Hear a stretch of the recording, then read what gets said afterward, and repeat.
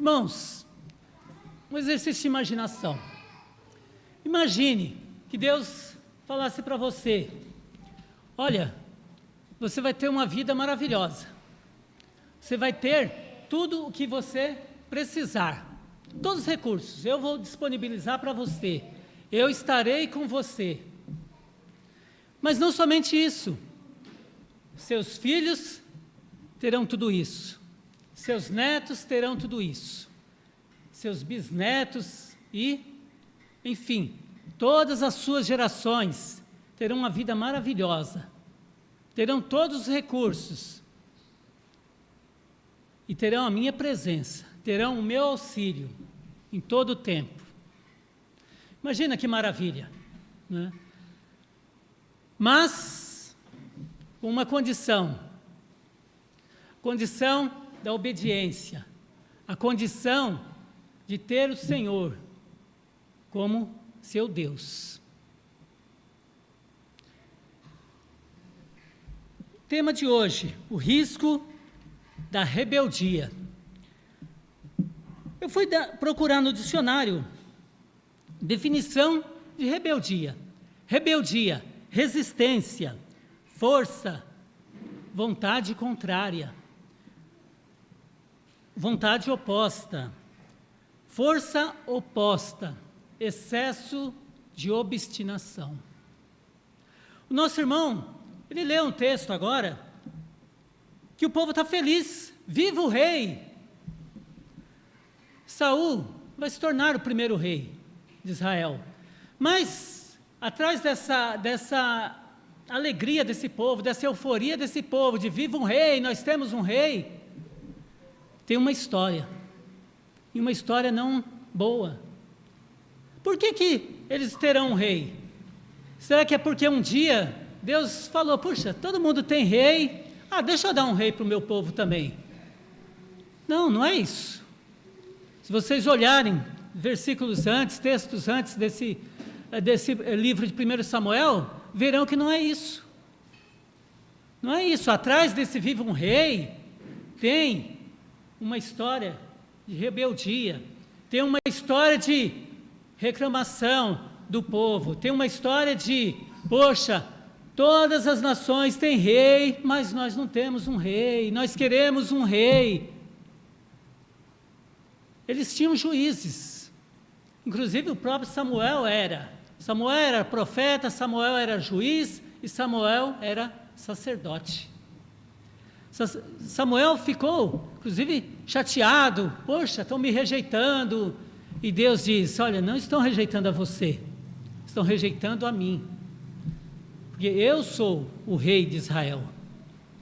E Deus resolve dar aquilo que eles pedem, e Saul será esse rei, o primeiro rei. E ele terá realmente condições de ter uma boa vida, ele terá condições de fazer uma boa história, não somente ele, mas os seus filhos, netos e todas as suas gerações. Mas será que é isso que vai acontecer? Por que esse tema, o risco da rebeldia, para nós? Será que é possível um servo de Deus ser rebelde? 1 Samuel 13, 8 a 14. Saul já é um rei. Ele começa bem o seu reinado. Ele começa vencendo os filisteus, ele começa tendo boas atitudes como rei. Mas será que ele continua assim? 1 Samuel 13, do 8 ao 14. Diz assim: esperou Saul 7 dias, segundo o prazo determinado por Samuel. Não vindo, porém, Samuel a Gilgal, o povo foi se espalhando dali. Então disse Saul: trazei-me aqui o holocausto e ofertas pacíficas. E ofereceu o holocausto. Versículo 10. Mal acabara ele de oferecer o holocausto, eis que chega Samuel. Saul lhe saiu ao encontro para o saudar. Samuel perguntou: que fizeste? Respondeu Saul: vendo que o povo ia se espalhando daqui, e que tu não vinhas nos dias aprazados, e que os filisteus já tinham se ajuntado em Miquimás, eu disse comigo: agora descerão os filisteus contra mim a Gilgal, e ainda não obtive a benevolência do Senhor, e forçado pelas circunstâncias, ofereci holocaustos. Versículo 13. Então disse Samuel a Saul: procedestes loucamente em não guardar o mandamento que o Senhor teu Deus te ordenou, pois teria agora o Senhor confirmado o teu reino sobre Israel para sempre. Já agora não subsistirá o teu reino. O Senhor buscou para si um homem que lhe agrada, e já lhe ordenou que seja príncipe sobre o seu povo, porquanto não guardaste o que o Senhor te ordenou. Será que a desobediência é tolerada por Deus? Será que Deus vê um ato de rebeldia, utilizando aqui a definição de vontade contrária, oposta ao que deveria ser, como, tudo bem, ele sacrificou lá, não era para ele fazer, mas não é isso que nós vemos, né? Não é isso que nós vemos nesse texto. Né? Olha, forçado pelas circunstâncias eu fiz isso. O povo estava se espalhando, né? Eles estavam lá, os filisteus se ajuntando lá, se organizando lá, o negócio está ficando complicado para mim, então, olha, eu sei que tem que fazer isso, então eu vou lá e faço. O que isso significa? Né? Significa um ato de rebeldia, significa um ato de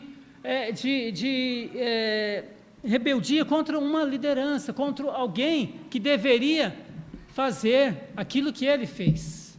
Aquilo que ele fez, aquilo que não era para ele fazer, ou seja, outra pessoa que deveria, que no caso era Samuel. Mas aí, como sempre, né? Se você olhar para você, se eu olhar para mim, nas minhas rebeldias, nas minhas desobediências, eu não cometo isso e falo, não, eu fiz. Não, eu sempre coloco eu fiz mais. Eu fiz porque, olha,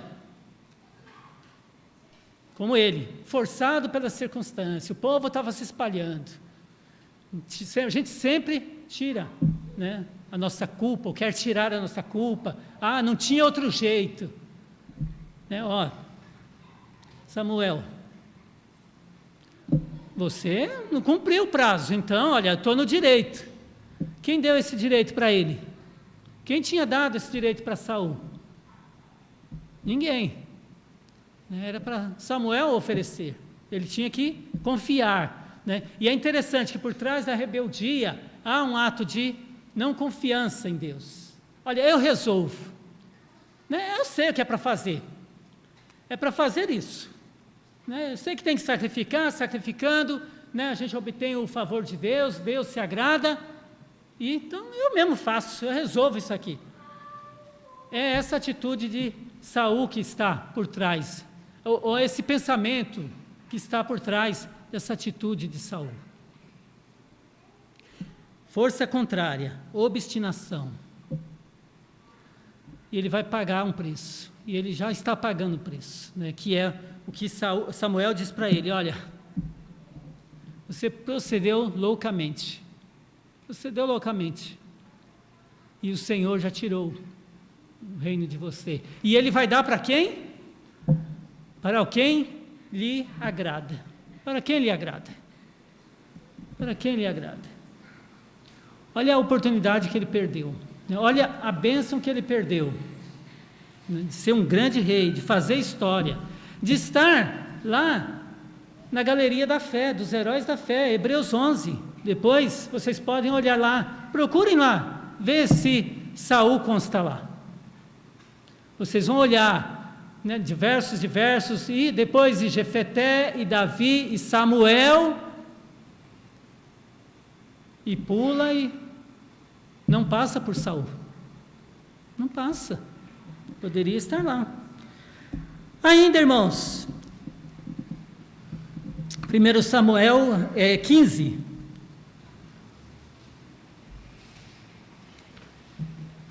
Esse é um texto que exemplifica bastante essas atitudes de Saul, como ele era obstinado, né? Parece assim que o poder, né, o ser o primeiro rei, né, como se diz aí, subiu a cabeça, né? Eu posso fazer. Olha, não acontece de um jeito natural, então eu dou o meu jeito. Eu faço da minha forma. E é mais uma vez o que nós vamos ver aqui nesse texto. 1 Samuel, nós vamos ler 15, 1 a 3. Disse Samuel a Saul: enviou-me o Senhor a ungir-te rei sobre o seu povo, sobre Israel. Atenta, pois, agora às palavras do Senhor. Assim diz o Senhor dos exércitos: castigarei Amaleque pelo que fez a Israel, ter se oposto a Israel no caminho, quando este subia do Egito. Vai, pois, agora, e fere Amaleque, e destrói totalmente a tudo que tiver, e nada lhe poupes. Porém, matarás homem e mulher, meninos e crianças de peito, bois e ovelhas, camelos e jumentos. Uma ordem expressa. Olha, Amaleque, quando o meu povo estava saindo lá do Egito, indo em direção à terra prometida, ele se opôs, ele atrapalhou. Então, agora eu vou castigá-lo. E você vai fazer isso. Você vai lá e você vai destruir todos, totalmente. O rei, o povo, os animais. E é interessante que o texto diz, né? Samuel diz para Saul: ouve atentamente. Ouve atentamente. Isso vai acontecer? Versículo 9. E Saul e o povo pouparam Agag e o melhor das ovelhas e dos bois e os animais gordos e os cordeiros e o melhor que havia e não os quiseram destruir totalmente. Porém, toda coisa vil e desprezível destruíram. Aquela famosa frase, né? Samuel chega e fala para Saul: ouve atentamente. Entrou por um ouvido, saiu para o outro. O texto diz: eles destroem, ele entendeu, poupe, né? Pouparam. Olha, nós vamos destruir, né? Matar aí os animais, esses animais são gordos, tal, bonitos aí e tal. Não vamos destruir, não vamos acabar. Não, mas feinho, esses que já estão machucados, esses não sei o que, tá, a gente mata aí, né? Mas esses não, vamos preservar. É o famoso jeitinho, né? Dizem jeitinho brasileiro, é o jeitinho israelita, é o jeitinho de todo lado, né? Não é só brasileiro não, sabe? Todo jeito, né? E sempre para rebeldia, sempre para o pecado. Há um jeitinho, né? Há um jeitinho. Sempre, né? Sempre há uma desculpa. Versículos 13 a 15, o que vai acontecer? Veio, pois, Samuel a Saul e lhe disse: bendito sejas tu do Senhor, executei as palavras do Senhor. Olha só, é interessante, irmãos, como muitas vezes a rebeldia, né, a desobediência parece que cega, né, encobre. Olha, eu fiz, que é o que ele fala. Ele vai encontrar com Samuel: olha, bendito do Senhor, eu fiz o que o Senhor falou, né? E aí, versículo 14: então disse Samuel: que balido, pois, de ovelhas é esse nos meus ouvidos, e o mugido de bois que eu ouço? 15, respondeu Saul: de Amaleque os trouxeram, porque o povo poupou o melhor das ovelhas e dos bois, mas por um bom motivo, né? Para o sacrificar ao Senhor teu Deus. O resto, porém, destruímos totalmente. Né? Tão natural, né? Um homem natural, um ser humano natural, que não obedece a Deus. Né? E às vezes é você. Sou eu, sou você. Olha, Senhor, tá. O Senhor falou que é para ir até ali? Tá, eu vou. Olha, Senhor, eu fui. Fui até ali, não até ali na frente, como o Senhor falou, mas eu fui, eu obedeci, eu fui na direção que o Senhor falou. Olha só, né, o que ele faz. E mais uma vez, o povo fez. Mas o povo teve um bom motivo, Senhor. O Senhor, na sua lei, o Senhor diz que devemos oferecer sacrifícios e devemos escolher dos melhores. Um animal sem mancha, sem defeito. Olha, exatamente, encaixa. O povo escolheu assim, com precisão. É basicamente isso que Saul está dizendo para Samuel. Tem uma justificativa. Vamos ver, versículo 22, 23. Se Samuel vai ficar feliz, falar, olha, vocês pensaram bem, viu? Olha, realmente, tá tranquilo, está aceito. Vamos ver, 22, 23. Porém Samuel disse, tem porventura o Senhor prazer em holocaustos e sacrifício, quanto em que se obedeça a sua palavra? Eis que o obedecer é melhor do que o sacrificar, e o atender melhor do que a gordura de carneiros, porque a rebelião é como o pecado da feitiçaria, e a obstinação é como a idolatria e culto a ídolos do lar. Visto que rejeitastes a palavra do Senhor, Ele também te rejeitou a ti, para que não sejas rei. Custou caro, né? Com Deus não tem jeitinho. Deus não tem jeitinho. Nós vamos oferecer sacrifícios e fazer como que, com alguns critérios do Senhor. Olha, o obedecer é melhor do que o sacrificar. Era isso que o Senhor pediu para você, Saul. É isso que Deus continua pedindo para mim e para você. Obediência. Obediência. Não arrumar um jeitinho para fazer algo errado.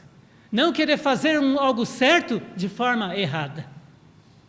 Isso não cola, isso não está certo. Começou errado, vai complicar lá no final. Começa por um motivo errado, não dá certo. Sabe, irmãos, pela misericórdia de Deus, eu tenho 30 anos de vida cristã. E eu já vi irmãos sofrerem muito por conta da rebeldia. E sabe, não era uma rebeldia simplesmente porque falou, vou ser rebelde. Resolvi ser rebelde. Não. Tinha um fundo de algo bom. Um manto de algo legal. De algo da vontade de Deus, como Saul tem aqui, que ele diz. Mas de forma errada. Eu lembro que, há muito tempo, lá na congregação de Guarulhos, eu congreguei em Guarulhos até o 2020, estou um ano e pouquinho aqui na Praia Grande, e há muito tempo atrás, um irmão, servo fiel, sabe? Bom professor, pregador, simplesmente ele decidiu, colocou na cabeça que deveria começar um trabalho novo lá na cidade e tal, e falou, não, vamos começar, não, vamos com calma, a liderança, vamos esperar mais um pouco, vamos analisar, não sei o quê. Enfim, de repente a liderança descobriu que já haviam começado. E aí foi todo um problema. Então, é errado começar um trabalho novo? Não, lógico que não, Deus quer que o reino dele cresça. Mas a forma, começar escondido, não, disse não, mas é da vontade de Deus que comece, então, olha, a gente vai começar. E foi feito dessa forma. E teve todo um problema, e esse irmão acabou deixando a congregação. Foi para uma outra congregação, ficou um pouco tempo lá, depois foi para uma outra congregação, também não se adaptou e foi para o mundo. Ficou afastado por uns bons anos. Dá para calcular o prejuízo que esse irmão teve na sua vida, pessoal, familiar, espiritual, lógico. Ele sofreu, a família sofreu. Felizmente, pela graça de Deus, a história não termina aí. Ele, depois de um tempo, pediu perdão a liderança, esse irmão que ele tinha batido de frente, confrontado, feito do seu jeito, voltou, né, para uma outra congregação, está trabalhando firme, ajudando, servindo, mas sofreu. E até hoje a família, né, sofre porque os filhos estão afastados ainda. A ideia era boa, mas tentou fazer de forma errada. Parecido com Saul. Como o tema que foi me dado, o risco da rebeldia. Há um risco, e o risco é grande. O risco foi grande para Saul. Ele perdeu. Não somente Saul deixou de ser rei, mas seus filhos, seu filho, netos, bisnetos, e deixaram de escrever seu nome na história de Israel, como um grande rei, como um bom rei, como o primeiro rei. Não, entrou para a história, mas de forma ruim. E vai sair da história de forma ruim, porque depois, ele lá em capítulo 28, vamos dar um pulinho lá em 1 Samuel 28, Samuel já morreu, e ele está perdido, os filisteus atacando, né? Os filisteus foram a pedrinha no sapato dele o tempo todo, e ele fica desesperado, porque Deus não fala mais com ele, afinal ele já foi rejeitado, e ele quer saber, nós vamos ganhar, nós vamos perder, o que vai acontecer conosco? Ele fica desesperado. E o que ele faz? Ele vai consultar um vidente, ele vai consultar os mortos, vai tentar falar, obter uma resposta de Samuel. Samuel já havia morrido. E aí o que vai acontecer? 1 Samuel 28, 16 a 19. Então disse Samuel: por que, pois, a mim me perguntas? E a pergunta dele é: nós vamos vencer? O que vai acontecer? E no 16, Samuel responde: por que, pois, a mim me perguntas? Visto que o Senhor te desamparou e se fez teu inimigo, porque o Senhor fez para contigo como por intermédio, como por meu intermédio ele te dissera: tirou o reino da tua mão e o deu ao teu companheiro Davi. Como tu não desses ouvido à voz do Senhor e não executaste o que ele, no furor da sua ira, ordenou contra Amaleque, por isso o Senhor te fez hoje isso. O Senhor, versículo 19, o Senhor te entregará também a Israel contigo nas mãos dos filisteus, e amanhã tu e teus filhos estareis comigo, e o acampamento de Israel o Senhor o entregará nas mãos dos filisteus. Um jeito sutil, né, de Samuel dizer: você vai morrer, e seus filhos também vão morrer. Olha só, ele foi consultar, teve a resposta que ele não queria, e Samuel falou: olha, Deus não mudou não, Deus tinha dito, através de mim, que ele tinha te rejeitado, continua da mesma forma, e amanhã você e seus filhos estarão comigo. Perigo da rebeldia. Rebeldia é eu me colocar como superior, eu passar por cima. Aqui, Saul passou por cima da vontade de Deus, passou por cima de Samuel, fez o que não deveria, tomou, né, de forma obstinada. Olha, eu sou rei, eu faço, eu sei o que é para fazer, olha, comigo é assim, eu vou lá e resolvo. Esse é o perigo da rebeldia. Eu me colocar como superior, eu me colocar no controle. Eu estou no controle. E não é assim, né? Não deve ser assim. Quem deve ter o controle da minha vida? Quem deve ter o controle da sua vida? Senão Deus. A quem nós devemos ouvir? Saul ficava ouvindo o povo. E o povo quis fazer assim, o povo estava fazendo desse jeito, então deixa eu... E nós, né, irmãos? Quem nós devemos ouvir? Devemos sim rebelar, mas não contra o Senhor, não contra a liderança, seja da congregação, seja de um trabalho, Rebelar contra os valores desse mundo. Sim, essa é uma boa rebeldia. Essa é uma boa rebeldia, ser contra, ter vontade contrária aos valores desse mundo. O mundo está no maligno, como a própria palavra diz, então, vou ser contra. Há leis contrárias à vontade de Deus, sou contra. Isso é uma boa rebeldia, no sentido da palavra, de resistência, de força contrária. Está contra a vontade de Deus? Sim. Sim, deve ser sim. Essa é a vontade de Deus. Estava vendo essa semana, lá na Coreia do Norte, cristãos estão sendo mortos. Por quê? Porque lá só se deve prestar culto à família lá do ditador lá, né, do Kim, alguma coisa. Não prestou, né, e é descoberto, ou é morto, condenado à prisão, à morte, ou então a trabalhos forçados, sem se alimentar, tal, e vai morrer. Então, é uma ótima, excelente rebeldia. Eles estão certos. E o que eles estão perdendo? A vida?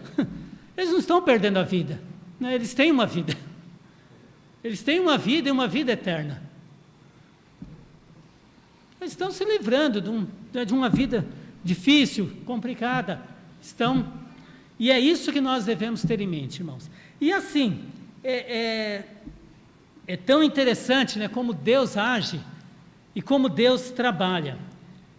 Tinha dado todas as possibilidades para Saul, e ele errou, ele obstinadamente pecou. Eu quero fazer um contraste com uma pessoa que foi rejeitada, desprezada, menosprezada, vendida, injustiçada. Quem será que eu estou falando? Talvez alguns de vocês estejam pensando, Jesus. É verdade, ele passou por tudo isso, mas eu estou pensando em outra pessoa, José. José no Egito. Olha só, esse homem passou por tudo isso, esse rapaz ainda, rejeitado, menosprezado pelos seus irmãos, vendido pelos seus irmãos, quando está no Egito, as coisas parecem que estão bem, está lá na casa do Potifar, é injustiçado. A mulher lá tenta o seduzir, ele foge, ela mente, ele vai preso, fica preso por algum tempo, depois lá na prisão ele interpreta um sonho, né, o copeiro, quando está lá com o rei, simplesmente esquece. Depois de algum tempo, o rei tem um sonho e ninguém interpreta, e o copeiro diz, olha, quando eu estava lá na prisão, ele interpretou meu sonho e eu estou aqui, como ele tinha dito. Chama ele lá. E aí que nós vemos na história de José. Ele interpreta o sonho, né, das espigas e das vacas, né, gordas e magras, cheias e espigas vazias. 7 anos de fome, 7 anos de fartura e 7 anos de fome, né? E o faraó o coloca como o governador, né? Aquele que tem controle de todas as coisas.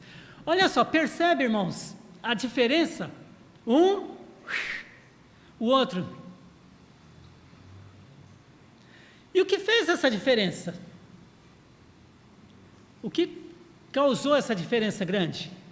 Algo chamado temor a Deus. Temor a Deus. Temor a Deus. José era temente a Deus. José, quando estava lá embaixo, temia a Deus. José, quando estava lá em cima, temia a Deus. Quando era vendido, quando estava lá numa situação difícil, sabia, Deus está no controle. Quando ele estava lá bem, na casa do Potifar, Deus está no controle. E ele, mesmo eu distante do meu povo, Ele está comigo, e eu vou continuar fazendo certo. Quando ele está na prisão, ele continua fazendo certo, tanto que ele chega a ser o chefe lá da prisão. Quando ele está como governador, ele continua temendo a Deus. E aí, o que ele vai fazer? Ele vai salvar toda a família dele, né, vai trazer grande prosperidade ao Egito. É temor a Deus. E é o temor a Deus que me livra e que livra você de pecar, ou de continuar pecando e de agir em rebeldia. Eu posso discordar de outra coisa, de uma outra atitude, seja na igreja, de um trabalho, mas eu jamais posso me rebelar. Eu jamais posso ter uma atitude de rebeldia. Como eu contei essa história desse irmão. E a história, infelizmente, se repete. Eu nunca vi, em 30 anos, como cristão, alguém se rebelar de forma errada e se sair bem. Se sair bem. E falar, puxa, eu fiz algo errado e me dei bem. Isso não acontece. Não pode acontecer. E não vai nunca acontecer. Porque não é da vontade de Deus. Não é da vontade de Deus. Então, irmãos, quero deixar essa mensagem de que aconteça o que acontecer, a vida estando difícil, a vida estando mais tranquila, temor a Deus. A palavra diz, o temor a Deus é o princípio da sabedoria. É o princípio da sabedoria. O que elevou José de uma situação difícil para uma situação maravilhosa, temor a Deus. O que destruiu Saul de uma vida muito boa para ele e para toda a família, a morte dele e dos filhos, foi a falta de temor a Deus. Os hebreus deixaram de entrar na terra prometida, em sua grande maioria, por falta de temor a Deus, pela rebeldia para com Deus, rebeldia para com Moisés. 1 Coríntios 10, 1 a 11 fala isso, Hebreus 3, 7 a 11, tanto Paulo quanto o autor de Hebreus vão falar para aqueles irmãos, olha, não façam isso. Lá no passado eles deixaram de entrar no descanso, não aconteça com vocês de deixarem de entrar no descanso prometido por rebeldia. E a mesma coisa, irmãos, continua valendo para nós, que não aconteça de eu, você, nós deixarmos de estar com o Senhor para todo sempre por rebeldia. Que Deus continue abençoando a todos nós.